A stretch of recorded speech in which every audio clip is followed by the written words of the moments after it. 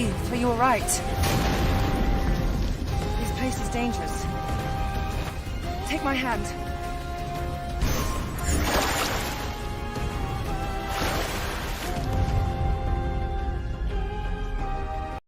Damn! We love our home, and if you don't, pack your bags, you're free to go. Don't let the big door hit you with a good Lord speaker. Wave goodbye to Joe. Hello everybody, Drew here for Drew Games this time. Yeah, I know it's the last Saturday in April. Drew Awards 2024. I know we're fucking late. But as my uncle said, right after I graduated from high school at almost age of 20, better late than never. Joining me, my younger brother, Desert Nord. Yep. Hey there, everybody. It took a while to get here because there was a lot of games to catch up on at the end of 2024. And also a bunch of things that dropped really early this year. And one game that dropped early this year we were not expecting. But we'll get into that when we get to it. For now, what was your favorite part of gaming for 2024, bro? Well, there was, I kind of had a love-hate relationship with Call of Duty. Yeah.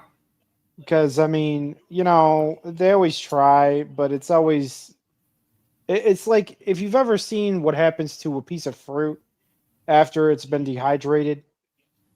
Yeah. The Call of Duty series is a dehydrated piece of fruit.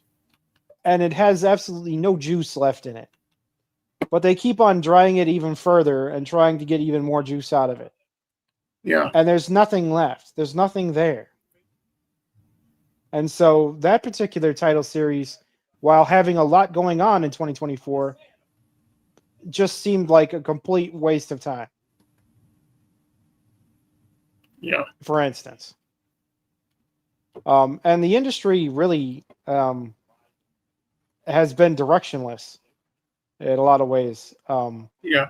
And just now, well, the late developments in 2024 was that companies were starting to realize, and I mean across the board in corporate America, and including the gaming industry, that maybe their woke shit needs to end. Like, that's what they've been starting to realize. And it's been hurting them like hell. Well, some have realized it, some haven't. Yeah, some haven't. Some keep it up. Some are still doing it, but and we'll get into that when we get the major story in gaming, I think, of 2024 is that they went from being confidently wrong about being woke to being, oh, okay, maybe this doesn't work worth a shit. Maybe people don't like this so much. Maybe we should stop this. Yeah. With the Sweet Baby Inc. controversy and all the other stuff that's come out, and now games are actually suffering if they are that way, as opposed to succeeding, even though they are. So, like, say, for instance, the failure of, several titles, Concord being the biggest one, I think, that comes to mind. Yeah. But seeing as how you're talking about woke, let's just get that award out of the way. Yeah. The Wokey Award for 2024, as in the wokest thing in gaming for 2024. Yeah. And our nominees are MLB The Show 24 for adding women to Major League Baseball. Yeah. Bro? Yeah, it was one of those things where you're just like, yeah, we know what you're doing here. Yeah.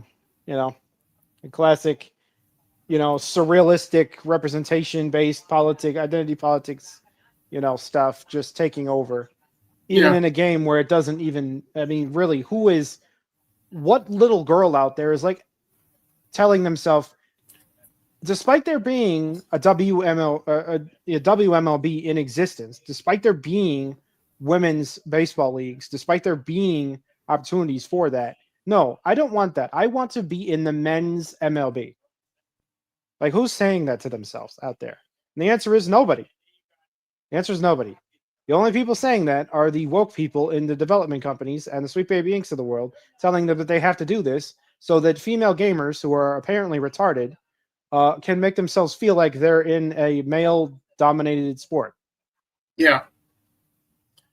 Anyway, Otherwise, that was just one title that had it going on. yeah. But yeah. The next nominee for the Wokey of the Year, Xbox or Microsoft, if you will, for pushing onto the developers that their female characters can't have female figures. Yeah. Well, Yeah, this is one place where you women can tell. exist in real life. Yeah. This is one place where you can tell where the woke people don't even know whether they're coming or going.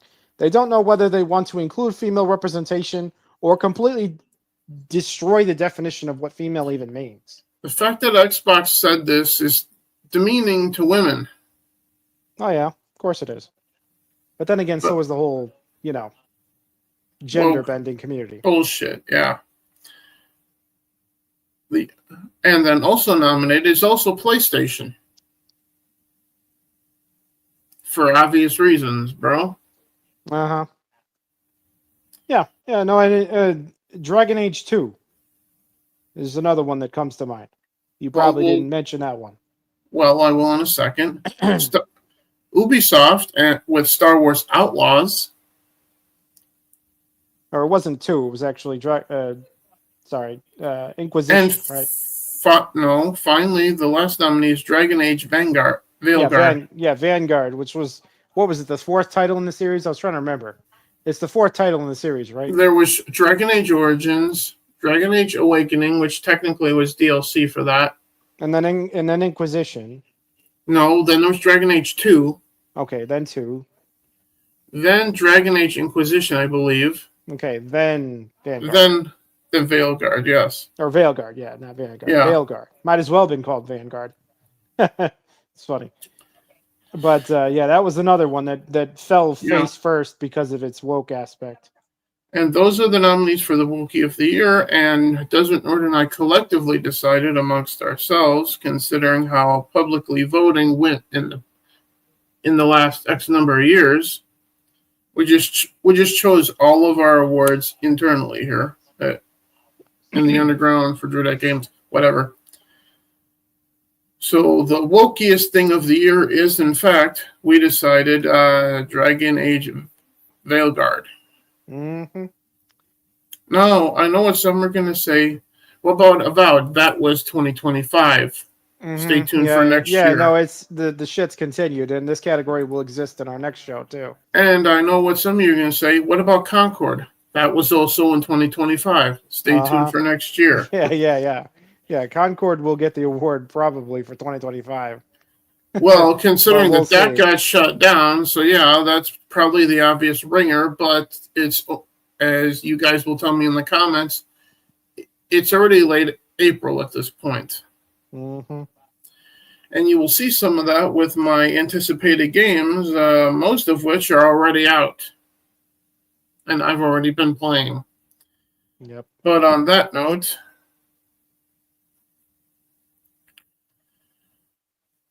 let's get to a category that I have something to share on the screen for. So, I had a hard time deciding my most disappointing games. Yep. So, I'm choosing to give Drew's most disappointing to all of my nominees. Because they all were equally. They share the shame equally. They share the burden equally, yes. So, first, I will share my screen on one of the 4 winners for Drew's most disappointing. Let's see here. I guess I didn't need that one. Here we go. Wait, that's the wrong thing.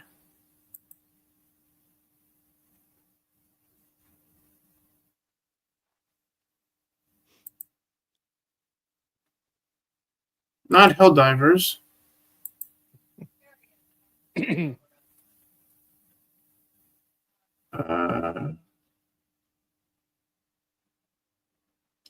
I guess I don't have it here. Okay, whatever. Now you can just read them off. I guess I'll have to. So, all 4 of these are my most disappointing game of the year. Madden 25, Yeah. for obvious reasons. Yep. Tomb Raider 1 through 3 remaster. The controls were so fucking broken that I wanted to start drinking. Speaking of which, let's have a beer here. Cheers, everybody. Yeah, I remember people talking about the Tomb Raider. Yeah. It's almost unplayable, actually. I believe I started playing it on stream on Twitch at the time. And it was a mess. Speaking of messes, the PS5 port of Star Wars Episode 1, The Phantom Menace. Yep. I didn't get out of the first room, much like Gary in The Witcher 3, because the gameplay was so fucking broken in that. Yep. Because in the case of Gary, Nerdrotic, not being able to find the key to unlock the door in the first room in The Witcher 3 Wild Hunt, that's one thing. It's a completely different story when the gameplay is so broken that you can't get out of the first room on the Droid Trade Federation's blockade ship when you're Obi-Wan Kenobi and Qui-Gon Jinn in the opening of Episode 1, The Phantom Menace. Yeah. Was forever stuck in that room with the poisonous gas. And finally, Hellblade 2 Senua's Saga. All of those are equally disappointing for me because I went into Hellblade 2 Senua's Saga hoping that it would be a Game of the Year nominee. All it was all flash and no substance. Yeah. The great looking game, but nothing beneath the surface. It was a glorified tech demo is what it was for PlayStation 5. Mm-hmm. Or Xbox or wherever it's played. So yeah, those are all of mine. And in your case, bro, you only have one nominee for your most disappointing. Yep. So we might as well get that out of the way too. Call of Duty Modern Warfare 3. Yep. Yeah, that particular release was rather underwhelming. Yeah.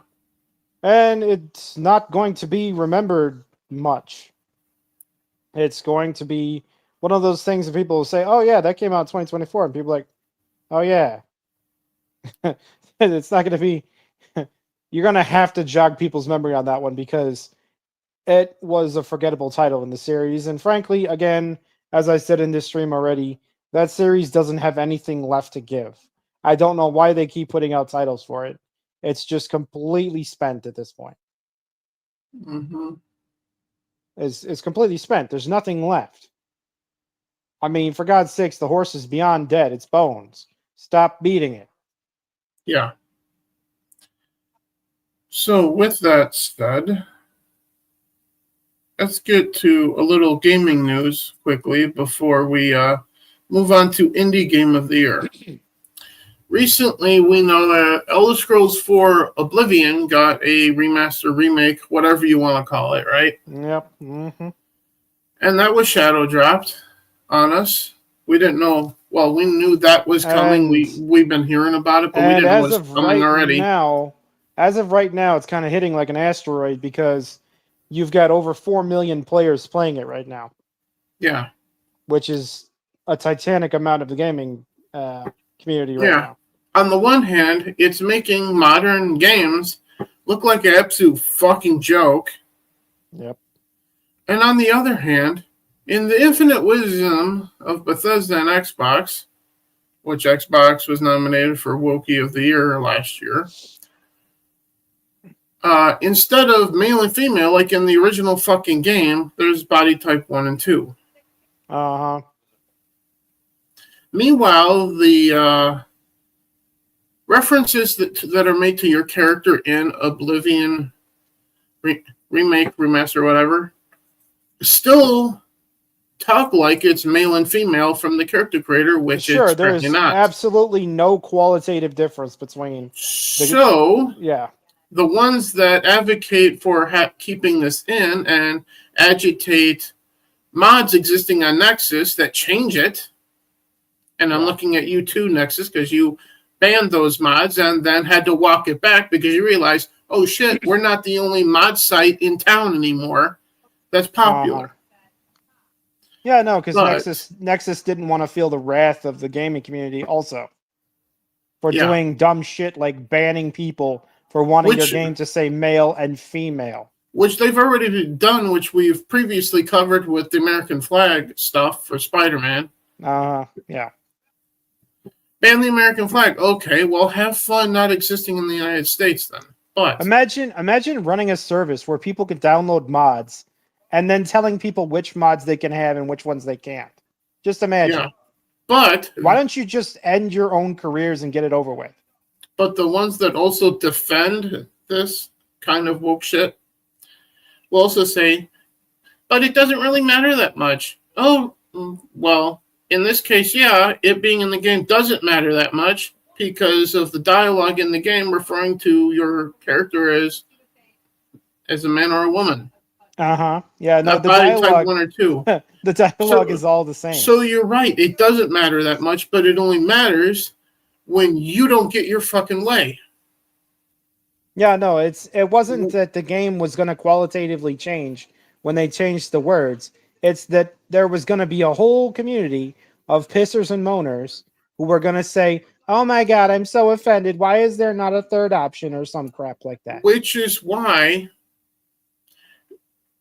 Elder Scrolls 4 Oblivion Remaster is being played by so many people. It's because it hits so well with the Elder Scrolls 4 Oblivion fan base. Yeah, in not to spite mention of this change.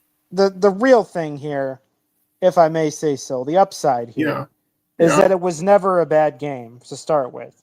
It was And an epically great game. The Everybody loved it. second aspect of it is that now it's more beautiful than Skyrim. Mm-hmm. Okay. And so you combine those two factors, a not bad game that now looks better than Skyrim. Mm-hmm. And now, I mean, can it possibly be shocking to anyone that you have over 4 million people playing it simultaneously?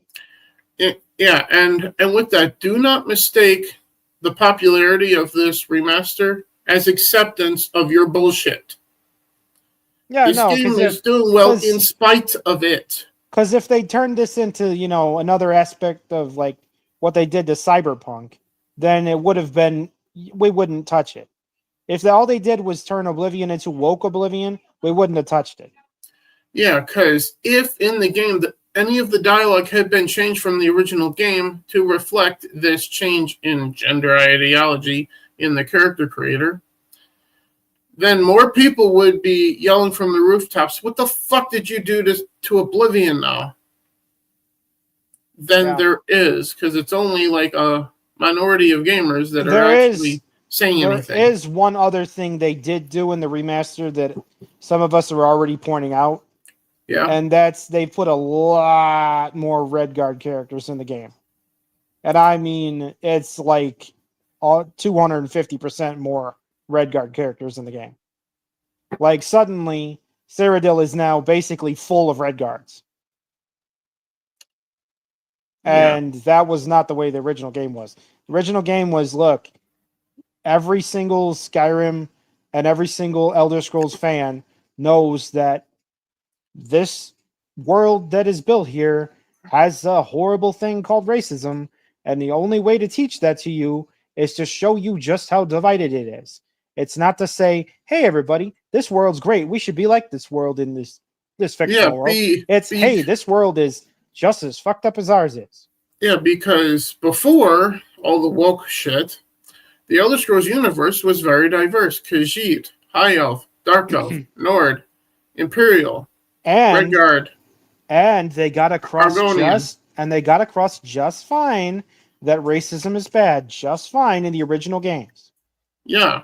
without having to be like, "Oh, hey, everybody, Instead of telling you racism is bad like the original games did anyway, we're going to tell you not only is racism bad, but every single race of every single character in the game matters to us, and they have to be as non-white as possible.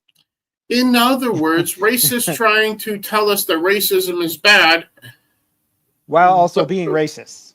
While being racist and putting their racist ideologies in the game. Yeah. Therefore erasing the existence of some races in certain areas of the game. That's not how you show racism is bad. You're trying to show us that it's good while telling us that it's bad. That's not how this works. There was actually, I heard actually one thing that came out just lately with this remaster in the last few days was that there was an internal battle apparently within the development team on the remaster of whether or not they should actually have the word races written on the screen when you're picking your race, and whether or not it should be some other word, some other word other than races, when that's what it's always been. Like, basically, there were some people in the development team who didn't want to even acknowledge that there are different races in Elder Scrolls. Which, in and of itself, is racist. And that basically Argonians and Khajiits and all the other races there are not actually races, or we shouldn't refer to them as races, because that in and of itself will propagate more racism, at least in their mind. When in reality, all that really is just them admitting, hey, me hearing the word racist makes me feel racist, and I can't have that now, can I? Here's the thing. If you hear the word race or racist makes you feel racist, then that means only one thing, that you're racist. I know, right? Because when you and I hear the term race, we are aware that racial phylogeny is a real thing, okay? Yeah. Race is real, unfortunately. Yeah, it is. But as I'm getting at, when you and I hear the term race, you and I, I'm pretty sure, automatically think, okay, so which one am I going to pick and what game am I playing? Right? Yeah. Uh-huh. No, and the thing is that it makes it matters which one you pick. And they've left that part in. So, okay, It matters which one you pick, but they don't want the concept to even be in the game. They really didn't even want the concept to be in the game. And if they had removed that, it would not have been a faithful, and it's kind of not a perfect complete. Like if they completely removed remaster. Seriously, it would be a gigantic insult to Elder Scrolls if they had literally removed the entire concept of there being any differences between the races in the game. And if they had removed that, you can bet that any actual fan of The Elder Scrolls 4 Oblivion would be pissed, and it would not be selling at all at that point. I mean, it's a complete and utter misunderstanding of the game and the entire series to think that, oh, well, if you have races in the game and every race is different, then that's educating people on how to be racist. If that's your conclusion, then I think you missed the entire point. The entire point of having races and racial differences in the game was to tell you, hey, every race has its purpose, place, and part to play in this fucking story. And then you should appreciate the existence of all of them. And in this case, abilities that are unique to them. Because, I mean, honestly, if they made no difference between any of the races in the game, then you'd say, okay, well, what does it matter? I'm just going to play the one that looks just like I do. And no one's going to play as Orc. No one's going to play as High Elf. No one's going to play as Wood Elf. No one's going to play as Argonian. You know what I mean? Argonian, especially Argonian. I mean, unless Hillary Clinton plays, I guess. But, you know, but there's nobody that's going to play as those characters. If all it is I'm going to play as a character who looks just like me, then no one's going to play those characters. But if there's actual racial differences built into the game that makes the intrinsic play of the game different based on your race, then people might actually have a reason to play as those races. Then that would give you a good avenue, like the actual game does, of learning that every single race has its value, and you could definitely have fun playing as any one of them. To do different playthroughs and different character builds. So what I'm saying is which therefore adds replay value to the game. And what I'm also saying is that the game in and of itself, while having races and racial differences, originally in the original game 20 years ago was still capable of teaching you that racism is wrong Mm-hmm. without doing anything special, without being woke, without preaching to you. It just taught you right then and there you're going to find differences among the races, and you should understand that every single one is going to be good at something, bad at other things. It's just how it is. And that you should accept that instead of protesting it. But now we have this crowd that has lost sight of all of that. So Yeah. I'm It's- glad they had the bravery to fight off those people in the development team who wanted to change all that. Because 'Cause that part needed to stay in. And if they had changed all that, Elder Scrolls Oblivion Remaster would have landed like not really a wet fart, but a wet turd, if you will, By the way, they did still in the middle of change. a crowded room. They did still change character names and appearances like crazy, though. That stuff Yeah. was changed across the board. Like that, like I said, But there's no tons. one's really talking about that. So, There's tons of characters that are not the same character they were in the original game. yeah, I've noticed that too. At least, But- thankfully they kept the major ones in. Like they didn't change Martin Septim. Okay, he's still the same guy. So that's appreciated. I appreciate that. Fortunately. You And know, they but- and- but there are and- some that they did change. and they didn't change Joffrey. Thank you. No, Thankfully. Joffrey's the same. All of Yeah. the major main characters are basically the same, Yeah, including Tiber, the depiction of Tiber, and then the appearance of Uriel is all the same. Uriel Septim is the same. yeah, So I mean, and so are the Daedra. The Daedra are exactly as they were, yeah. and so Just are the looking Divines. a little better. Yeah. Mhm. But back to gaming in 2024, Indie Yeah. Game of the Year. I do have something to share for this, and this is a actual video of gameplay of it from this very channel. And obviously, so the nominees for Indie Game of the Year are Stellar Blade, Helldivers 2, Squirrel with a Gun, as you're seeing on the screen here, Schedule 1, and Pal World. And with that, obviously, as you guys are seeing on the screen right now, Squirrel with a Gun is our winner for Indie Game of the Year. Yep. Bro? Yeah, I mean, I didn't actually get around to playing that one, but I did play Pal World, and I did play, what was the other one you mentioned? I did see a whole bunch of Scheduled 1. Although There's Helldivers 2 and Stellar Blade. and Helldivers 2 and Stellar Blade, the other two, obviously very good. But what you want to do, though, in this category, what we wanted to have in this category is, as sort of indie games are supposed to be kind of like more niche. They're supposed to be more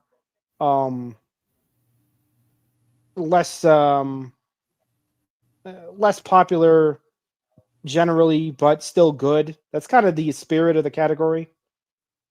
Yeah. And so with that, I mean, the Squirrel with a Gun game is actually really awesome and cute. Yes, And it is. The gameplay was pretty spectacular, I have to admit. Yeah. You know. But let me fast forward a little bit through this so you guys can see like better gameplay than the start to it. Here we go. Here I was randomly picking up shit and I started throwing it at people. A la screwing with people like you would have done in the game Postal at the time. Yeah, that was like another good one. Yeah, because at one point I tried to throw a brick at somebody Yeah. within this.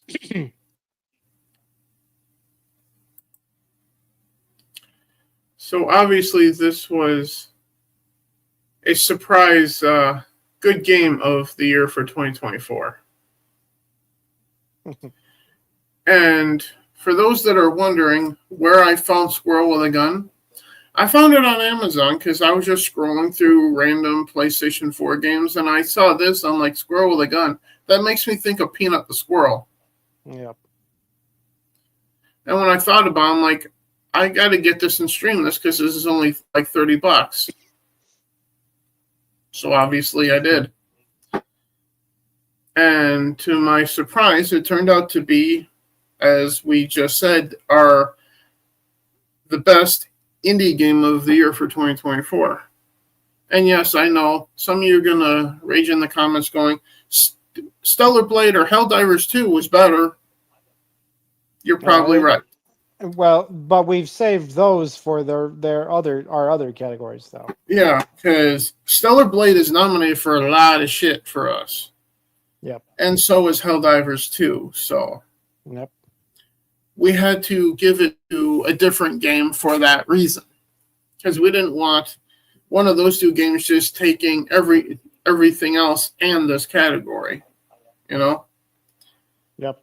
And I didn't really want to give it to Pal World because they have body type 1 and 2 in the game too. So there's that.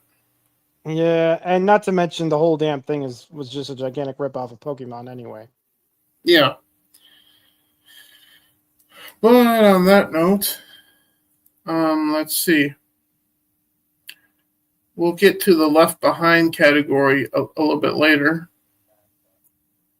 For now, Nord's most anticipated.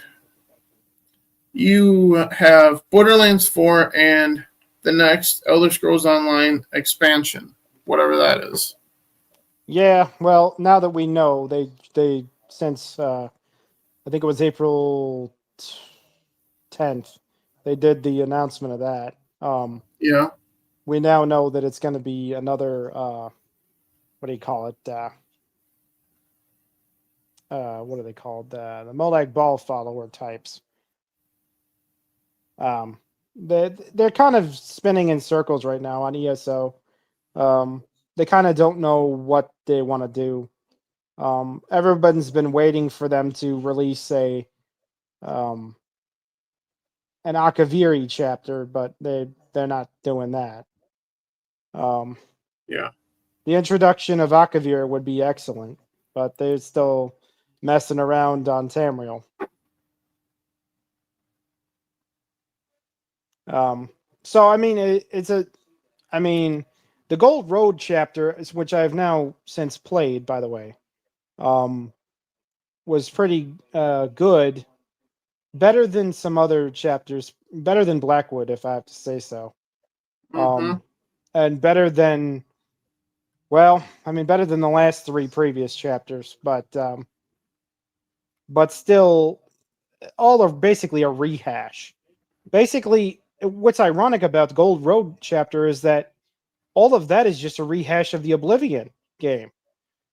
So a lot of what you do in the Gold Road chapter is all just related to stuff you were also doing in Oblivion with the added a bunch of BS involving Hermaeus Mora and Ithalia and all that.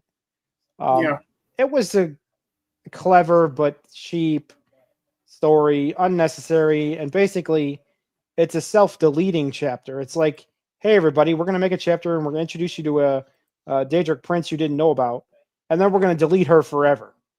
It's like, oh, thanks. But Gold Road's a kind of an awkward, weird, and obviously kind of out of ideas type chapter. However, and I kind of don't know how they can keep up the interest in ESO, honestly, because it's now being overrun by better titles even within its own IP. So, however, I'm about to reveal on screen what you chose as your most anticipated game for 2025 here. Ready? Yeah. Borderlands 4 is what Nord chose. Yep. Any reasons why? Well, the reasons why is because I don't expect Elder Scrolls 6 this year. As simple as. And I've played Borderlands 3, by the way, quite a bit. And while there's obviously a very like woke styling to it, it doesn't have as much of the thematics. You know, the storyline is not like horrendously woke. It's actually kind of edgy. Honestly edgy. Yeah. But Borderlands 4, whatever they decide to do with it, I don't fully trust the devs of that series at this point, but especially with the Tiny Tina's game they made. But they definitely could do more. It's definitely got a lot left to be done with the series. I could see it being a pretty good game, and I kind of hope they do good with it. But yeah, that's why. I mean, there's really just nothing that came to mind that would seem better. That's all. I mean, it's kind of like my most anticipated by default. Yeah, because you only had two things here: the expansion for Elder Scrolls Online and this. Sure, and that's because I don't expect Elder Scrolls 6 anytime soon. You know, with Todd Howard and the guys basically saying, "Hey, I've sold you 14 different versions of Skyrim. How about I sell you more versions of Oblivion?" You know. Or, well, I'll get to something in my most anticipated games that involves Bethesda when we get there. But since we're on Borderlands 4, we might as well do the most anticipated officially for Drew Dat Games category. Yeah. Which is our collective choice. And our nominees are Kingdom Come Deliverance 2, which is already out. Yeah. Doom Dark Ages, which is due out in May here. Mm-hmm. Metal Gear Solid Snake Eater Remaster. Yep. And Borderlands 4, as you're seeing on the screen. And the official Drew Dat Games most anticipated game is Borderlands 4 as well. Yep.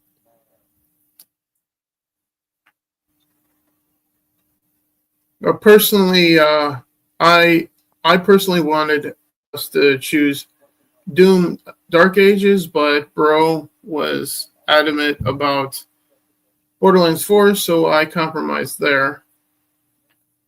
So I could get my way on a different category later. There are plenty of games to be anticipated still, and so I mean, it's it was a tight race between them. I mean, and the perfect examples of that are Drew's most anticipated, which we will now get into.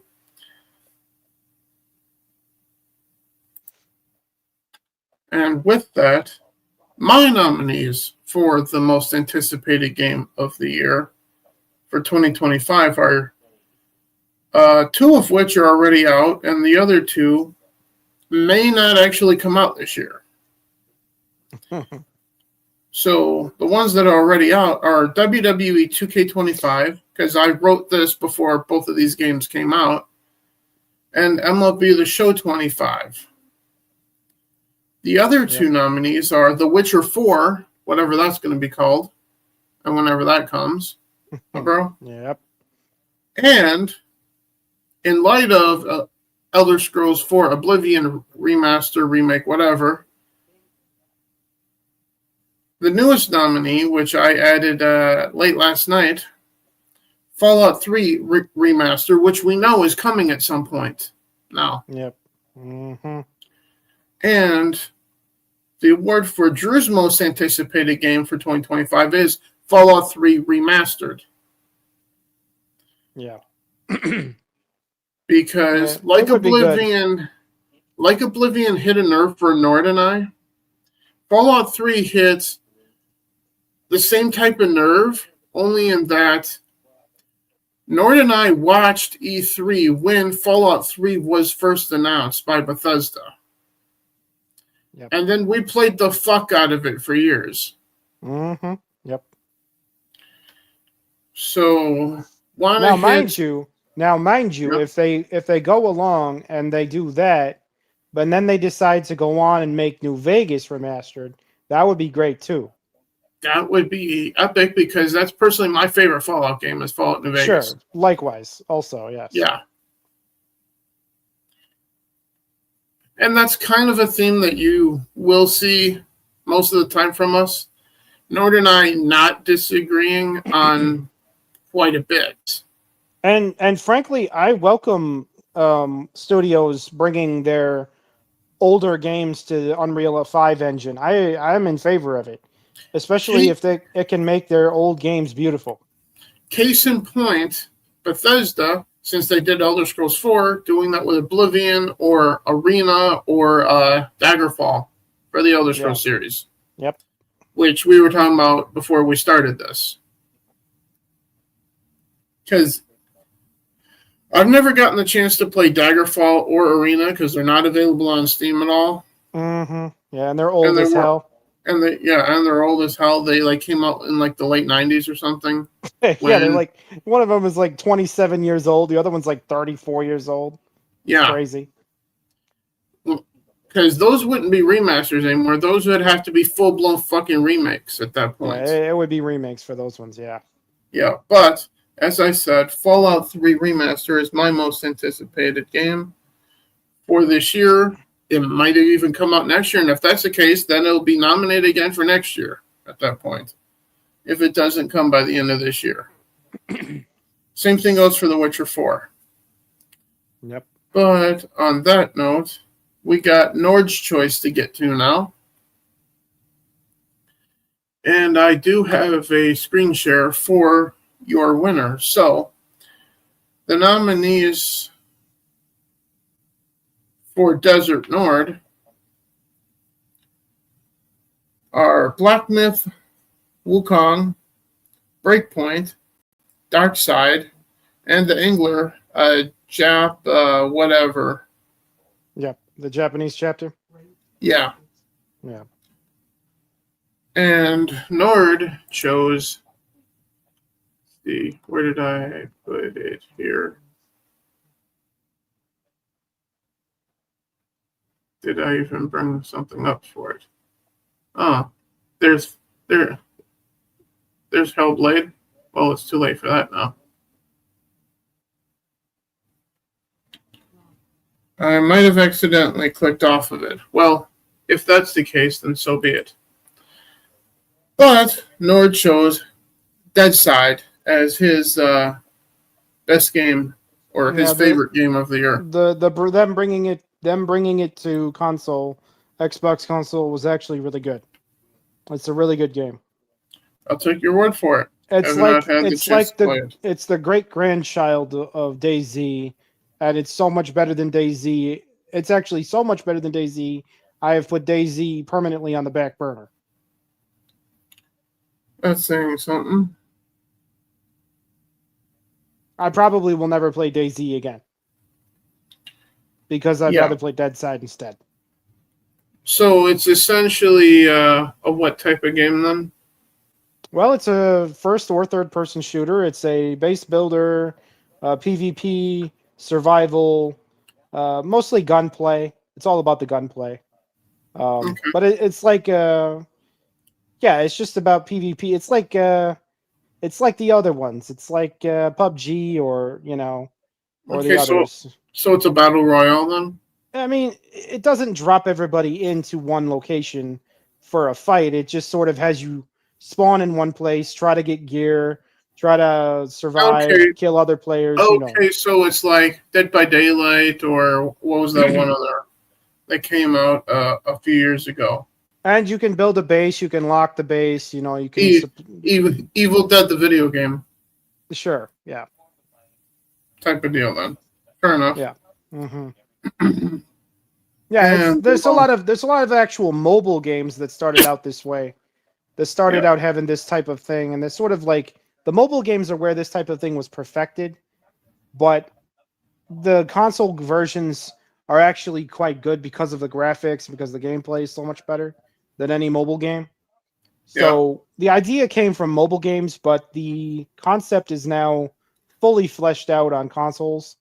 And Deadside, mind you, itself is a 5-year-old game, but the console version dropped this year, so it was a welcome surprise. And like I said, it's basically like, it's like DayZ for everybody knows what DayZ is about, but only in every way better. the operating system, the engine for DayZ is like dog shit by comparison to Dead Side. It's so much better on Dead Side. Yeah. The driving is better, the shooting is better, the guns are better, the look of the game is better, everything functions better. There's literally nothing about DayZ that is better than Dead Side. Yeah. So before we get to Drew's choice, let's knock out Remaster of the Year or Remake of the Year. The nominees are Final Fantasy VII Rebirth and Star Wars Dark Forces. Anything you want to add before I reveal who we what game we are naming as Remaster or Remake of the Year? No, it's you can go ahead. I mean, I don't have much to say about anything specifically on that. Well, it's obviously Final Fantasy VII Rebirth. Yeah. That was definitely the best. That was definitely the best one of 2024. Yeah. Now, obviously, this category will likely be nominated by Oblivion for 2025. Yeah, so far, currently. But we'll see what happens for the rest of the year. And if Fallout 3 remake or whatever drops by the end of the year or not. If so, Bethesda will be competing with themselves and there will be no competition at that point, potentially. But congratulations to Final Fantasy VII Rebirth. And on that note, the final category on the backside of my notes here, Drew's choice. The nominees are Stellar Blade and College Football 24, or is it 25? No, it's 25. Because 26 is the one that is available for pre-order right now. Yeah. Indiana Jones and the Great Circle. And Black Myth Wukong. And I do have a thing to share for this category. Assuming I didn't accidentally click off of it. Good, I did not. So the winner for, and also nominated, I forgot about this one, Squirrel with a Gun. Yeah. So therefore, since Squirrel with a Gun is here, I know some people are going to say, you're probably going to give it to Squirrel with a Gun, right? As your favorite game of the year? Right, bro? Well, I mean, your favorite can be whatever you want it to be, bro. Well, I do have this poster of Squirrel with a Gun that came with the game right here behind me. Yeah. But my favorite game of the year is actually this. Stellar Blade. For obvious reasons. The gameplay, the graphics. And it was one of the best games of the year overall. And also the studio didn't back away from the wokies going, how dare you make this? Nah, nah, nah, nah, nah. Yeah. Mm-hmm. Women don't look like that. Nah, nah, nah. Except for the graphic artist of the game, which I believe was the guy's wife, did use more or less her face for the character. So, and they did use a model, a real woman, for the body of the character. So, here's to you. Yeah. Mm-hmm. Anything you want to add about Stellar Blade that I didn't? Well, I mean, again, it was one of the best games of the year. So, I mean, the fact it was your favorite mostly just has to do with how much you played it. And it's a good game. So, I mean, there's really nothing else to it other than that, you know. I mean, you'll like the game you play the most, as we always say. Well, not the game I've played the most, but it's the one that's the most challenging, and I get the most enjoyment out of getting to the next part of the game than I do in any other game that I've played that came out in 2024. Yep. Mm-hmm. So, it is what it is. Yep.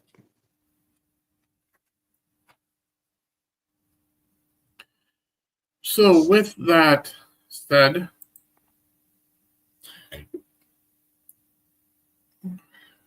since I did find that I have this, let's get to the most disappointing game of 2024. The nominees are Call of Duty Black Ops 6. You got something to say about Black Ops 6, bro? Yeah, I mean, the PvP was fun for about 2 weeks. And then basically the whole game could just basically be forgotten as far as I'm concerned.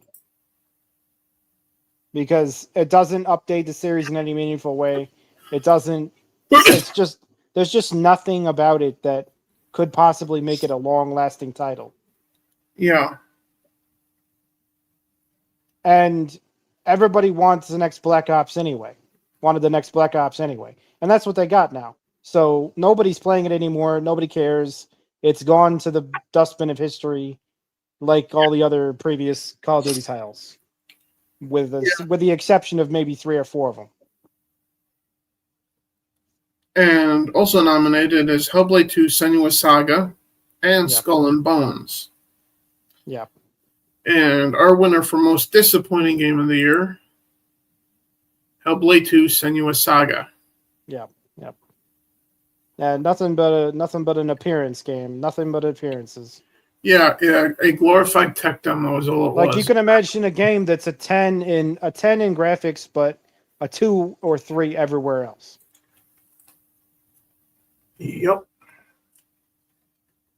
Which it wasn't supposed to be like that, but it is. It was supposed. Sorry, it was supposed to be a system seller for the Xbox Series X. Yeah, not quite. No. Yeah, it missed that mark heavily. Although a few games were supposed to sell the system, like Starfield was supposed to sell it, and all it gave was a rant from Az, heel versus babyface. Yeah. Starfield is another one of those games that was supposed to be groundbreaking. We were talking about it for over a year. I mean, it was supposed to be like the new Mass Effect. And what ended up happening? Nothing. Ended up being absolutely nothing. Indeed. One of the greatest disappointments of the 2010s. Or the 2020s even, we'll say. Yeah. For maybe the last 20 years, honestly. You know?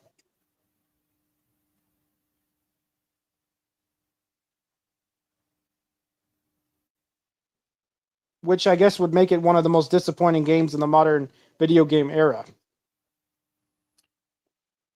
So, with that, I suppose nothing beats Fallout 76, huh? That one will forever. That one will forever reign as the most disappointing title of all time. But we can move on to something relatively okay. Yeah. Not great, but relatively okay, given what category and what games are nominated here. Best sports game. Yep. Of 2024. And the nominees are WWE 2K24, MLB The Show 24, and College Football 25. Yep. Which shows you the lean year in sports games that we just had in 2024. And with that, the winner of Best Sports Game is actually the newest kid on the block. College football is back. Yep. And it's another one of those by default winners just because the others weren't as good. Yeah. Not that it itself is like a mouth-dropping, groundbreaking anything. It's just a good college football game. Indeed. It's a series they should have never stopped making. But they had to because of the negotiations with NCAA and EA, and the players wanted to make money playing college football and all that shit show that was. Yep. So, with that, worst game of 2024 is up next. I'm glad I have a can of beer here for this one. Because the nominees are a who's who of Don't Do This. The nominees for Worst Game of the Year are the PS5 port for Star Wars Episode 1 The Phantom Menace, Tomb Raider 1 through 3 Remaster, Dragon Age Veilguard, and Concord. Yeah.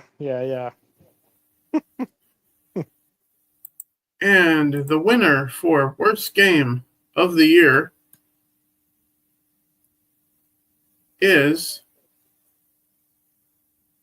see, here it is. When, give or take about a week after your game comes out and you shut down service for the game, it's the worst game of the year. The worst game of the year is, in fact, Concord.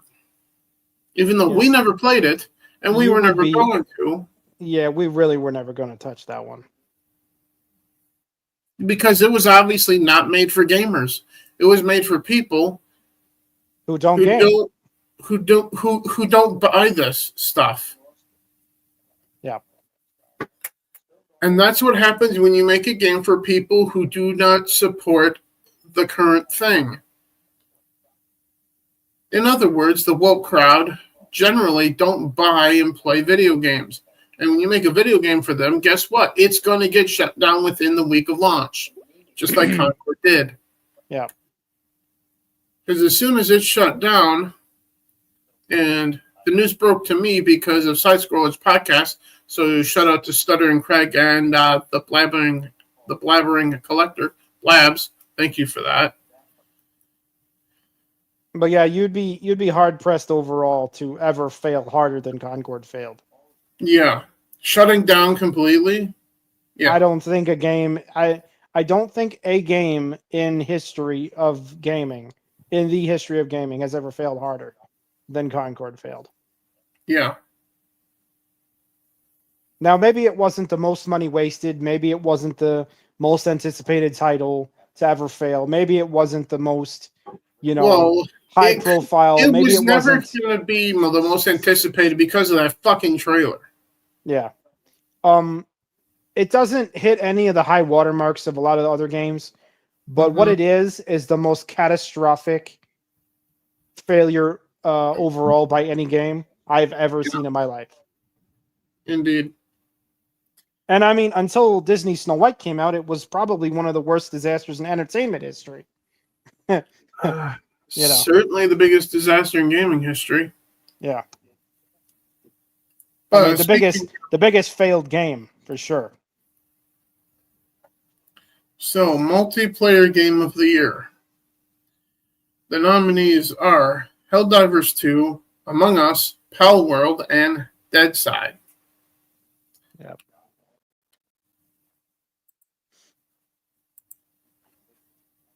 And of these, which one?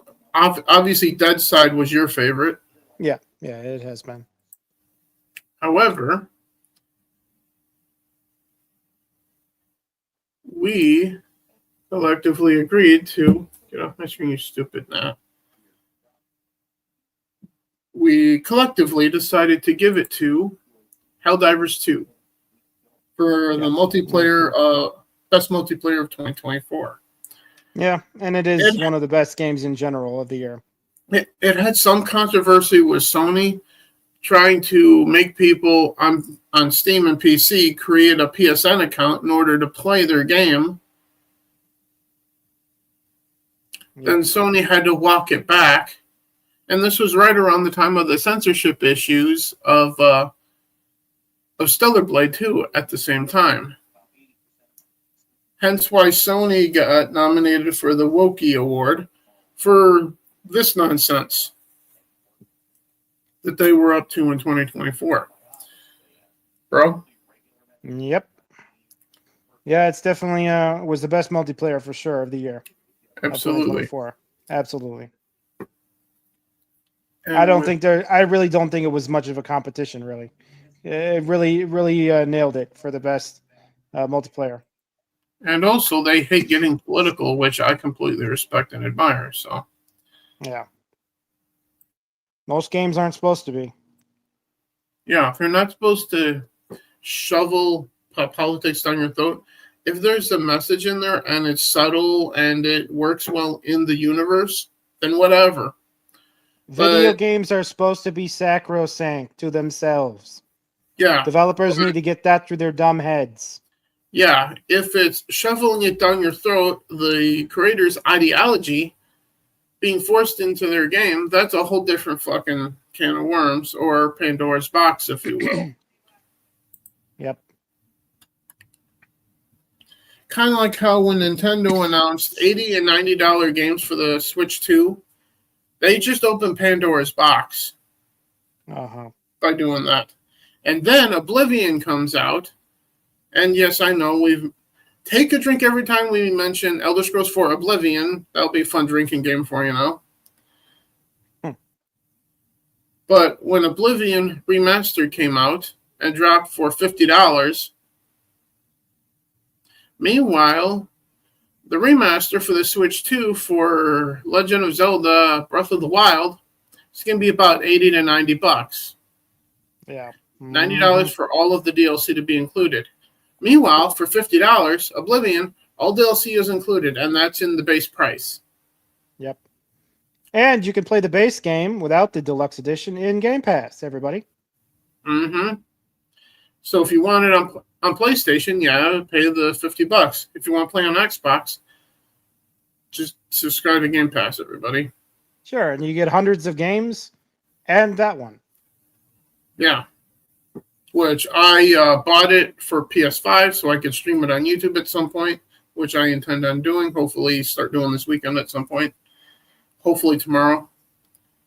If not, later on tonight, but we'll see how I feel later. Otherwise, I've been playing the fuck out of it on my Xbox from Game Pass. Yep, so have I. It's pretty much the only thing I've been playing since Thursday. Yep. Or Tuesday or whenever it shadow dropped. But, yeah. So that was Multiplayer of the Year. Best ongoing game for 2024. Yep. It's the same game that gets nominated and wins every fucking year for us. Yep. So the nominees are Elder Scrolls Online and Among Us. That's it. Yep. Only things we played, and the winner is, as you guys see on the screen, Among Us. Yeah, and the recent changes they made to the game actually do make it a lot more complex than it used to be. Yeah, and they also added VR Among Us, which is actually hilarious. Which I believe in one of these pictures that is being shown somewhere here. Yeah, the VR version is actually pretty hilarious. I recommend people watch videos on that one because there's some funny clips on that. Yeah, it's a whole different game when you're playing it. Oh yeah, it's right here. They're showing the Among Us blue guy with the VR headset there. Yeah. But yeah, congratulations to Among Us, best ongoing game. What a surprise! Is nominated every fucking year, wins every fucking year for us. Yeah, it will continue to be a fun one. Indeed. And the reason that was for 2024 though is because, if I'm being honest, the Gold Road chapter of ESO was a lot underwhelming compared to what it should have been. Yeah, it could have been better, but it just indeed it didn't raise my eyebrow too much. It was better than previous chapters, but it wasn't that great. Correct. And with that, Eye Candy of the Year. The nominees are Stellar Blade, Black Myth Wulong, Final Fantasy VII Rebirth, Hellblade 2 Senua's Saga, Helldivers 2, and Stalker 2. Yep. And the winner for Eye Candy of the Year is a winner from a previous category earlier. Yep.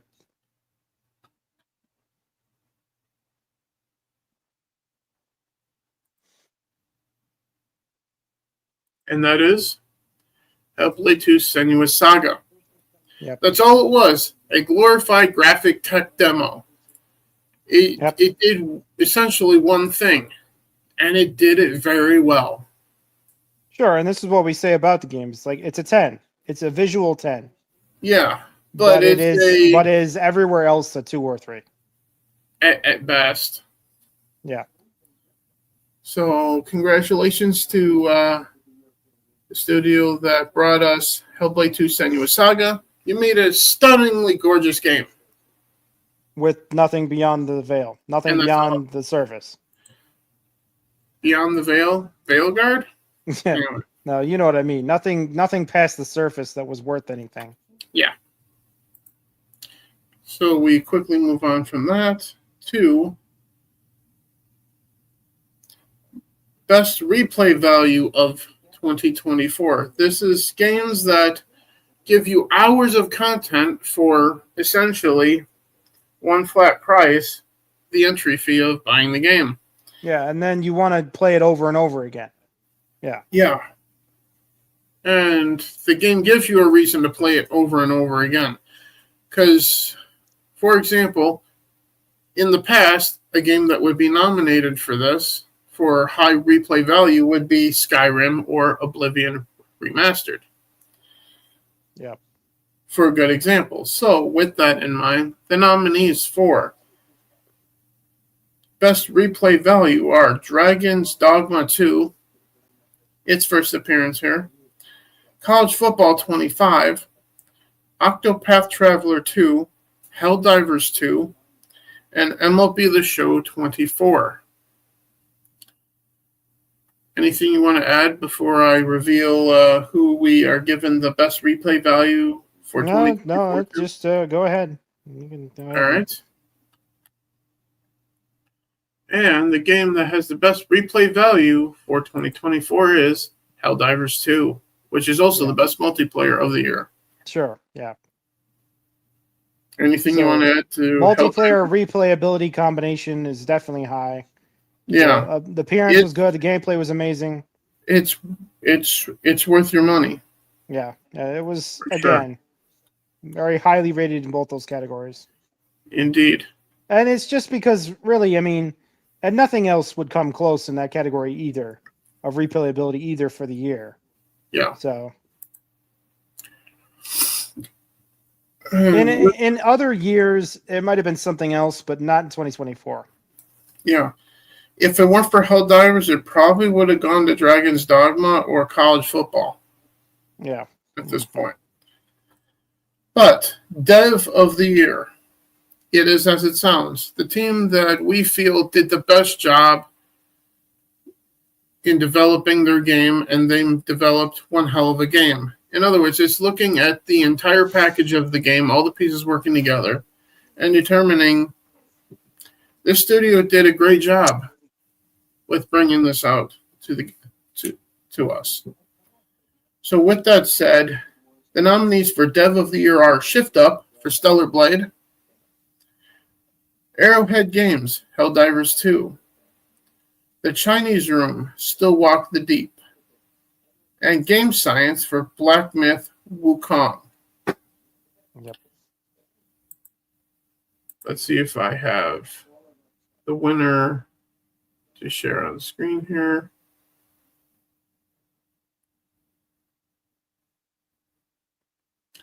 Yes, I do.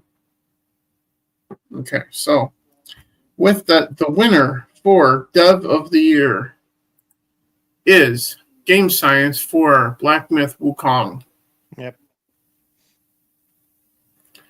So congratulations to Game Science. You made arguably one of the best games of the year.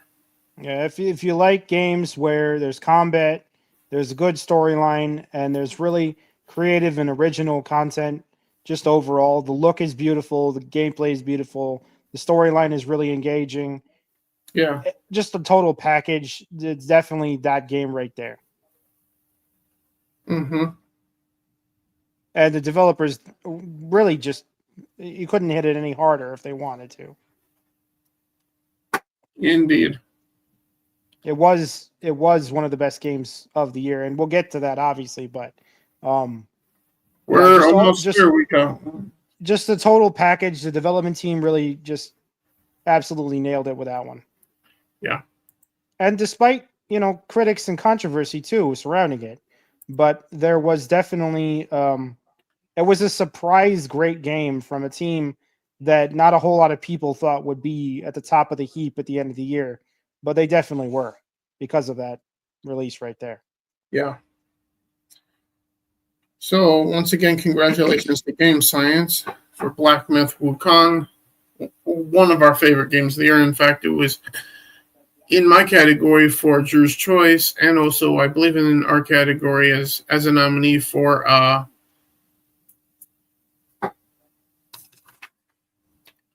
I believe it was in the appearance games, right? The graphics. Was it? Well, if it wasn't, it should have been. But anyway, Yes, it was. yeah. So it I was gonna nominated say. for a couple different categories. Yep. But on that note, Character of the Year.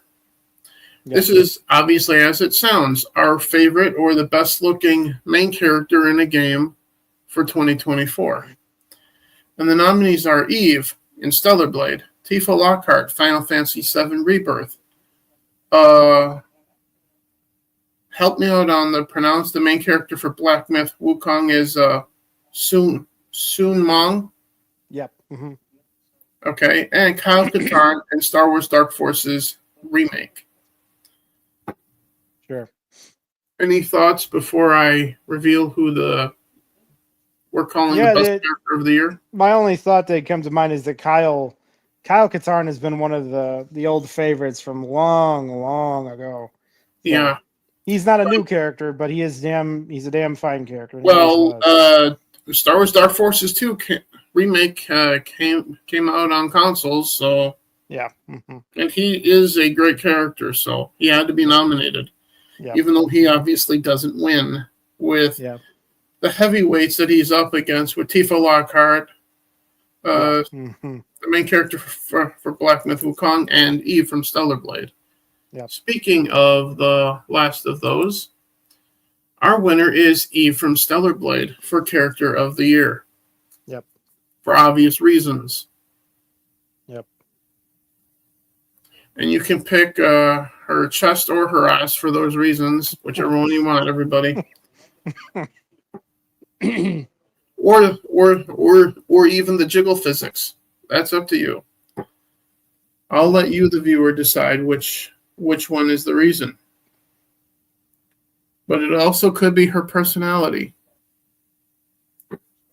in the game, which she has a great personality too. Yeah. And that is due to the creative direction of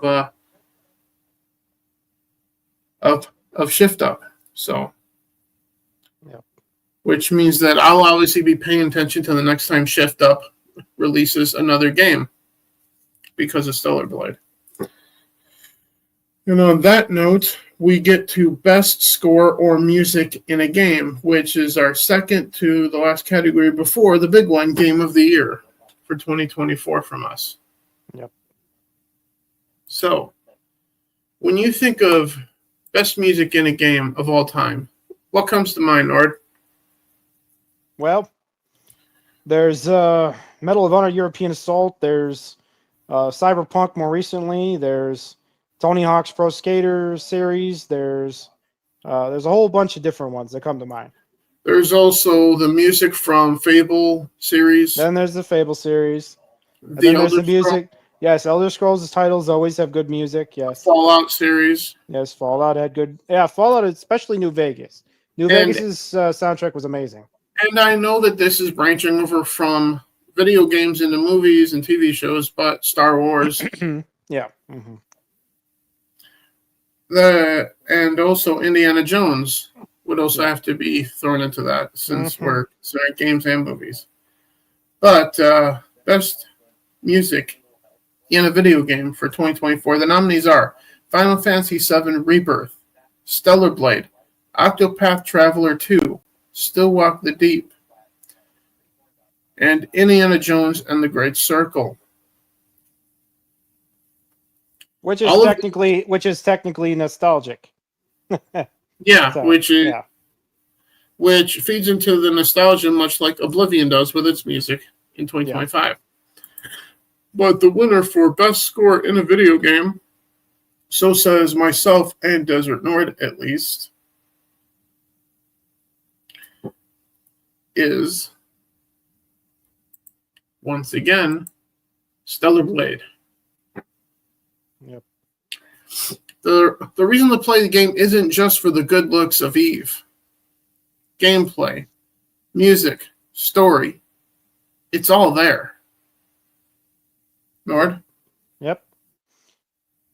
Yep, definitely had one of the best of 2024, for sure. Indeed.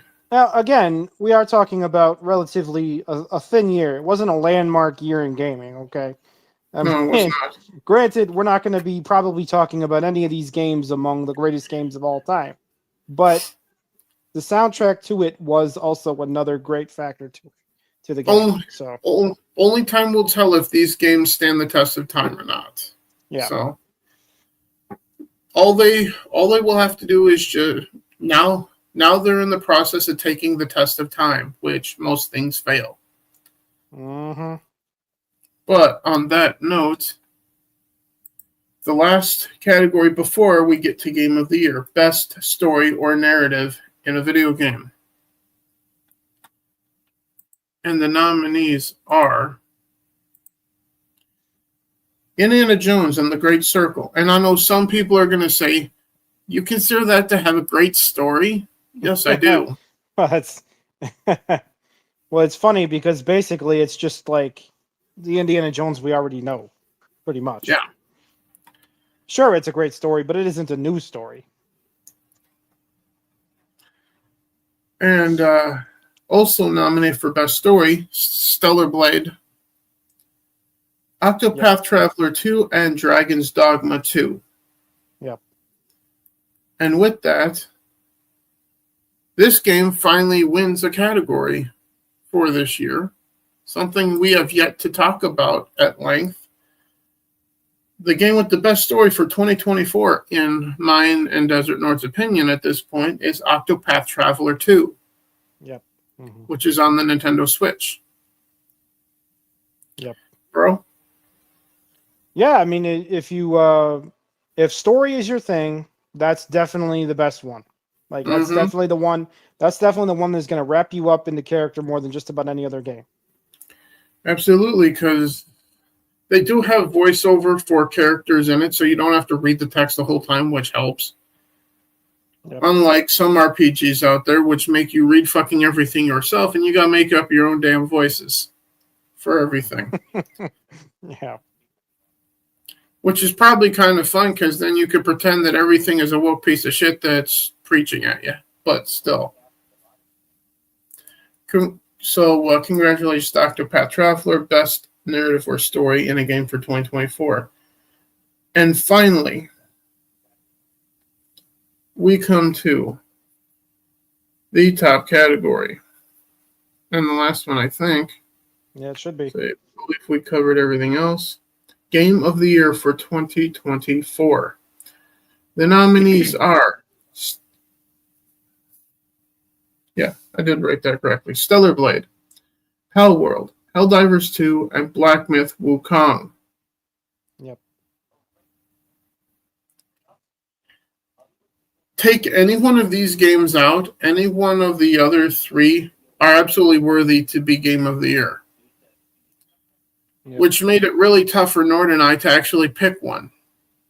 Yeah, it did. But ultimately we did. We looked at, okay, was there any controversial anything that anyone put in any one of these games? Yes, okay, well, we're not going to pick that, i.e. Pal World.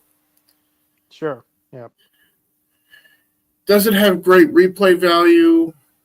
Yes, it does. Okay, that adds to it. Music adds to it. Story, great main character, if it has one. Mm-hmm.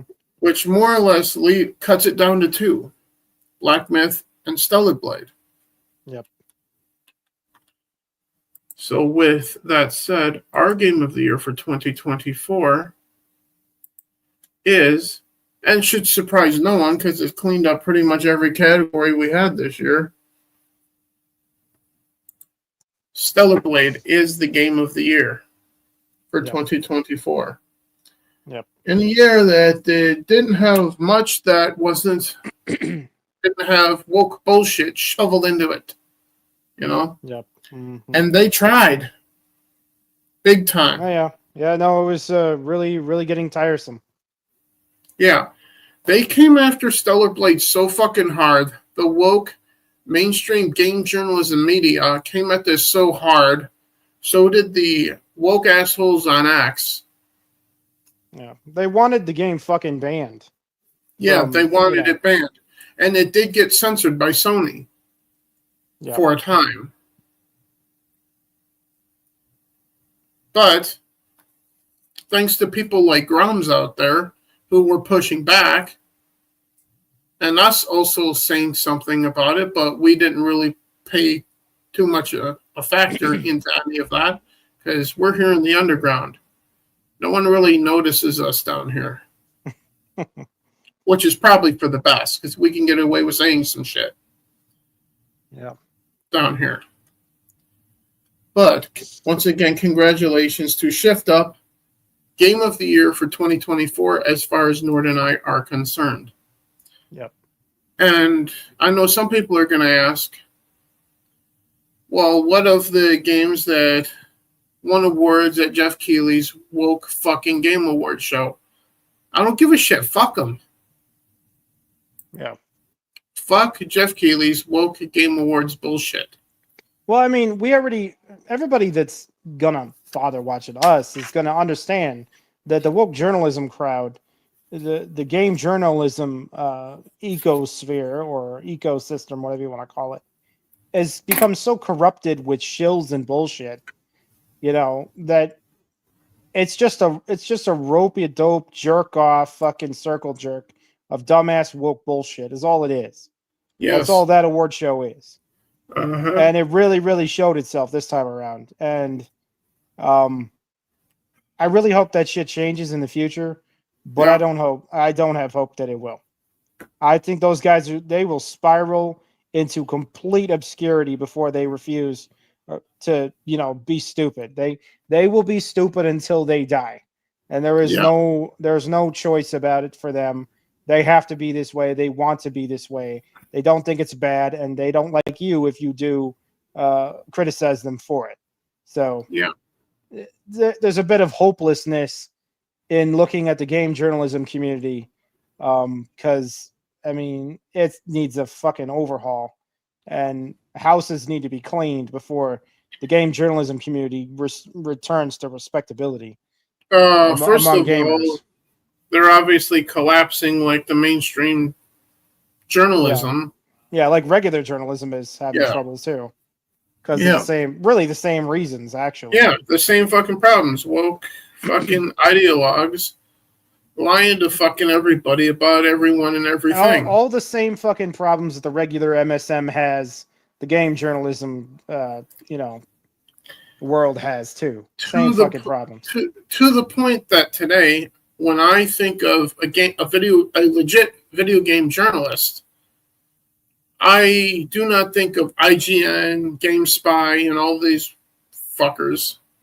Yeah. I think of Geeks and Gamers. Yeah. Ryan Kinnell.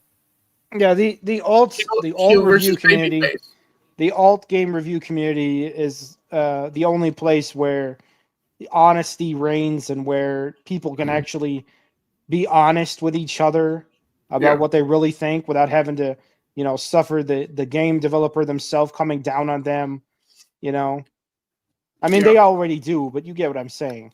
Yes, I do.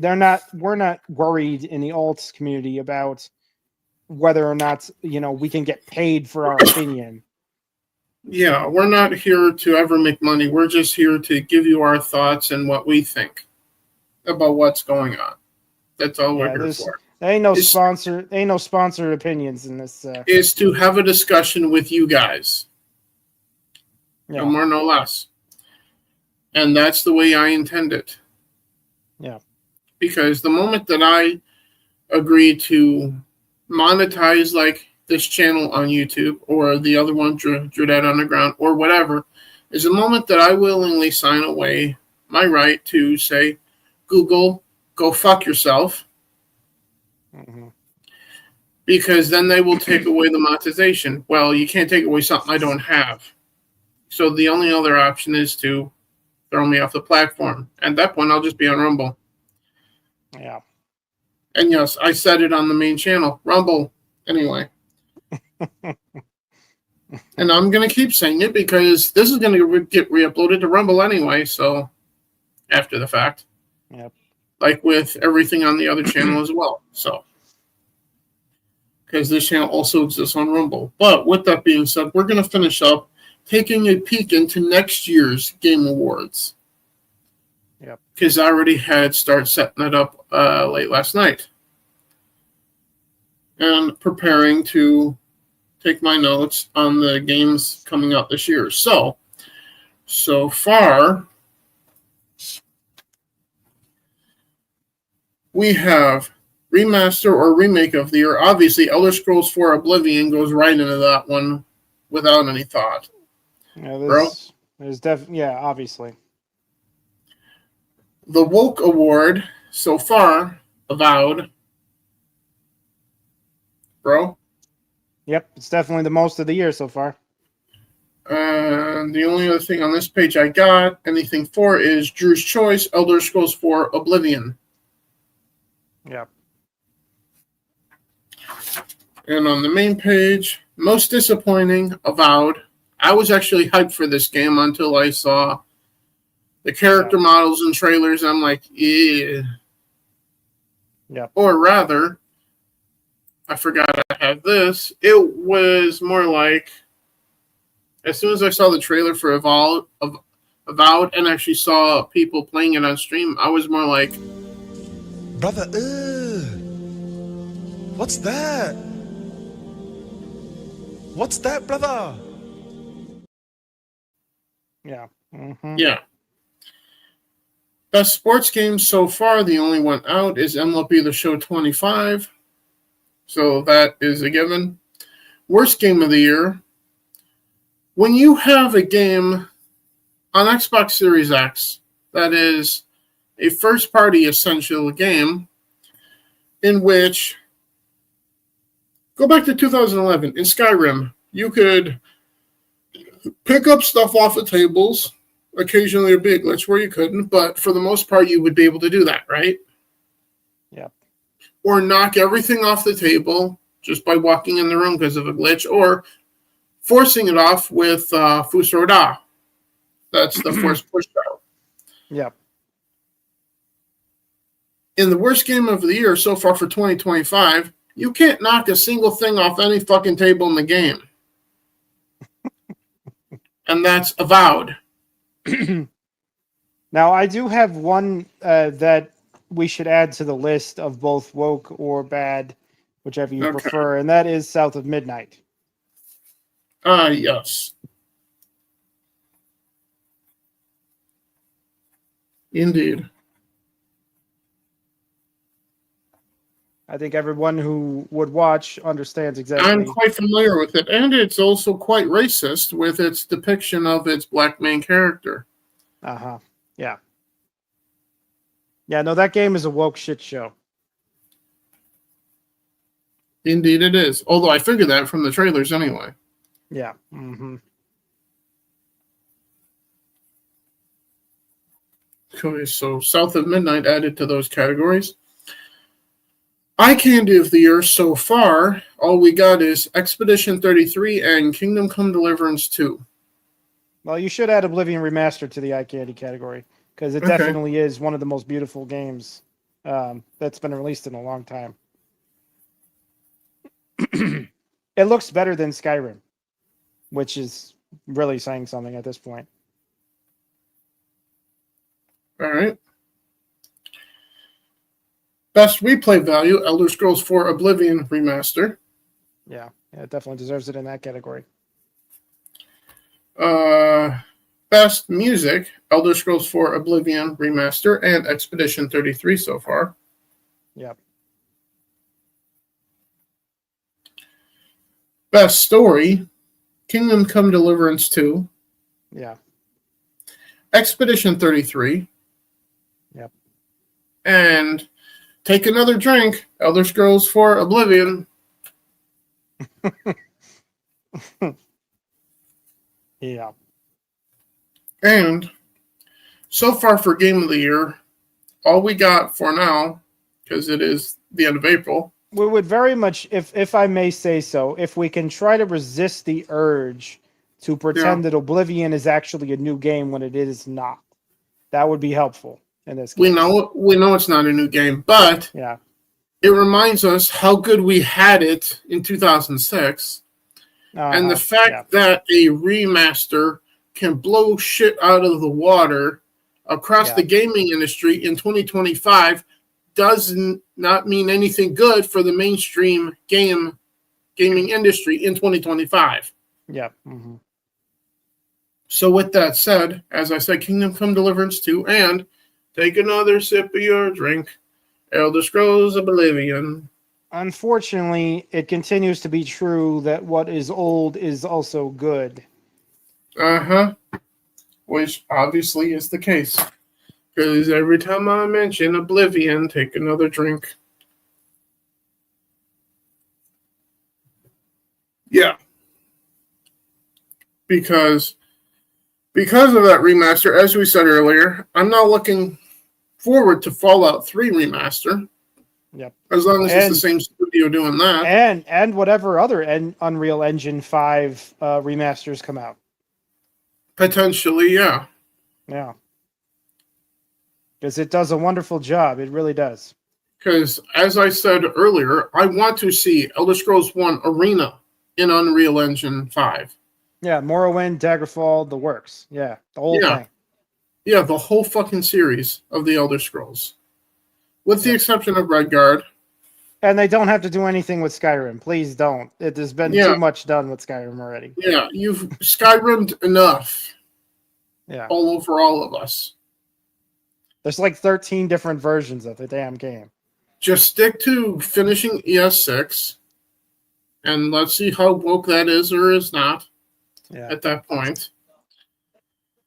Because I expect some controversy with body types in that too at this point now, you know. Well, hopefully, but there's still time for them to turn the corner on that shit. I really hope they do, because it'd be a shame. Yeah. But either way, this has been the Jedi Game Awards stream for 2024. Our annual end of the year, mid-year review, whenever the fuck we get to it, of the previous year in gaming. Yeah. Which was not one of the best years of all time, 2024, but also wasn't one of the worst either. Yep. Mm-hmm. In fact, it gave us some games that I foresee playing for a long time to come, like Stellar Blade, Dragon's Dogma 2, and Black Myth. Yep. Mm-hmm. And also, I also have a game sitting right here that will probably get mentioned in the Left Behind But Not Forgotten category for next year for the PS5, NBA 2K25. Yep. I'm sure of it once I get around to playing that. Because that didn't make the cut in time for this, for best sports game. Otherwise, it probably would have been the best sports game for 2025. Or 2024, I mean. But as it is, hope you guys enjoyed our take on everything. Yep. If you did, please hit the thumbs up. Let us know what you feel was the best game or the best in all of these categories, in your opinion, in the comments down below. And if you disagreed with anything that we've said, go ahead and hit the thumbs down. It doesn't bother me at all. In fact, I'm probably not even going to see it. And if you didn't like anything that I said, go ahead and tell me that. But then don't be surprised if I ignore you. Yeah. Like I do with just about every troll on the internet. Always ignore them. With that said, any last minute thoughts you want to throw out there? No, I mean, we've kind of gone over everything that matters. I mean, 2024 was a mid-grade year for gaming. It wasn't the greatest. In fact, there was a lot more disaster than there was success. But the few things that we did like were very good. And I do hope they continue to do better and improve and ditch the crap that doesn't work and the crap that doesn't make any sense and counterproductive shit. And I do hope I hope some devs are in a new field of work, and I hope other devs are actually promoted. And you know who you are. We've already gone over who they are. Yeah, but, hopefully Neil Cuckman is gone. yeah, well, he's well ingrained, unfortunately, but Yeah, because that's the only way to save Naughty Dog at this point. But I guess the long and short of it is, I think 2025 will be better. Has it already been better than 2024? I think, but Well, yeah, but because if nothing else, we do have one game at least that we're going to play for the rest of the year. yeah, at least. probably. In Yeah. Oblivion, I mean, take a drink. we played the first version of it for like 4 years as it was, and now we're up there playing the remastered version some more. So If they had console mod support to Oblivion, take a drink. yeah, God help us all. yeah, it's gonna be, instead of a 4-year gameplay for us, it'll be a 5 or maybe a 6-year gameplay for us. It'll take us literally right into launch of Elder Scrolls 6 if they add mod support to Oblivion. Take a drink. Yeah. Mm-hmm. So, But anyway, yeah, that's all I had to say about the 2024. So yeah. And then 2025 is shaping up to, well, so far with what we've gotten so far this year, has me more or less going, Do not come. I'm gonna come. yeah. Mm-hmm. because of Oblivion, take a drink. Yeah. And with that said, fortunately, this is almost gone already. We will see you guys, hopefully, if we're not busy, next weekend, hopefully for Breaking Rocks, where we'll go more into depth and actually do a proper rant about body types in gaming. Yeah. And talk about the PlayStation Plus outage that happened a couple months ago. And what that means for digital gaming and our personal opinions. Yeah. But until then, be safe, be well, enjoy the great games like Oblivion, take a drink, that are come out this year. And anything like Doom Dark Ages, which comes out in less than a month from now. Yep. And we will see you guys, and we will leave you with a glorious look at not only the best video game character of 2024, the game of the year of 2024. Yep. Be safe, be well, guys, and we'll see you guys hopefully next weekend if we're not busy. Bye, everybody. Yep. See you guys. Taki? Eve, are you alright? This place is dangerous. Take my hand.